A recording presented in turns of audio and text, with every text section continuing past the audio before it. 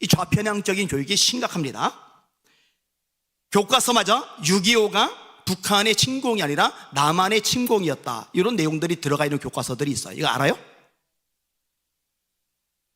이거 들어본 적 있는 사람 손 들어보세요. 그래도 있네, 다행이네, 천만다행이네.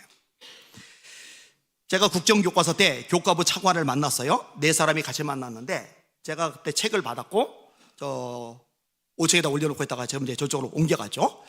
이 교과서 그때 너무 좌편향돼 있어서 전부 다 바꾸려고 그랬는데 얼마나 이 조직적으로 공격이 심하든지 결국 못 바꿨어요. 해냄 에듀의 한국사 교과서입니다. 북한의 천리마 운동하고 대한민국의 새마을 운동.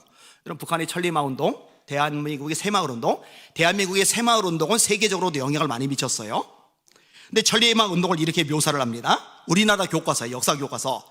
천리마를 탄 것처럼 빠른 속도로 전후 복구와 경제 성장을 이룩하자는 운동이었다. 되게 긍정적이죠. 그 다음에 새마을 운동은 어떻게 묘사했느냐? 박정희 동부가 추진했던 새마을 운동, 유신체제를 정당화했다. 이게 우리나라 교과서예요. 자, 북한의 핵무기에 대해서 어떻게 묘사를 하느냐? 교과서에 나온 얘기에 그대로 읽을게요. 경제 건설을 위해서는 안보가 튼튼해야 하고, 안보를 위해서는 핵무력을 강화해야 하며, 이를 통해 핵 보유국의 지위에서 미국과 협상의 체제를 보장받으려는 의도이다. 김정은은 핵무기 보유와 경제 발전을 병행하는 노선을 채택했다. 이는 과거 경제, 국방, 병진 노선을 새롭게 재탄생시킨 것으로 볼 수 있다. 미쳐 돌아가는 거예요, 나라가. 그 다음에 이승만 대통령에 대해서 이렇게 해남 에듀 교과서 내용입니다.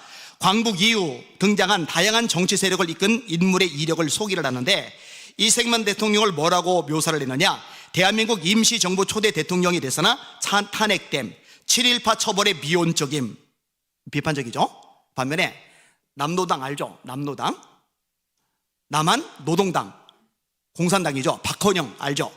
이 박헌영에 대해서는 사회주의 국가 건설 주장, 친일파 처벌 주장. 그러니까 이승만은 친일파를 옹호하고 박헌영은 친일파를 처벌하고, 그러니까 이승만이 친일파고 박헌영은 반일파고, 이렇게 교과서에 실어놨어요. 그다음에 조선인민당을 창당한 여운형에 대해서는 민족이 주도하는 자율적 정부 수립, 그 다음에 친일파 처벌 주장, 이렇게 바꿔놨어요.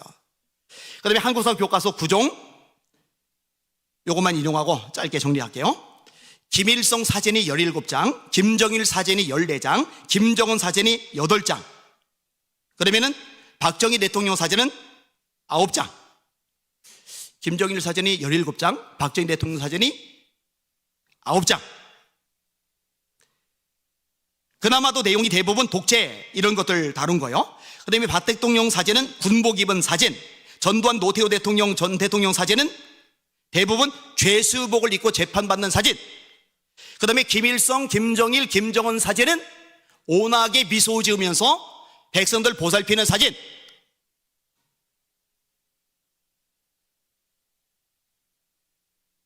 이거는 미친 거예요, 나라가.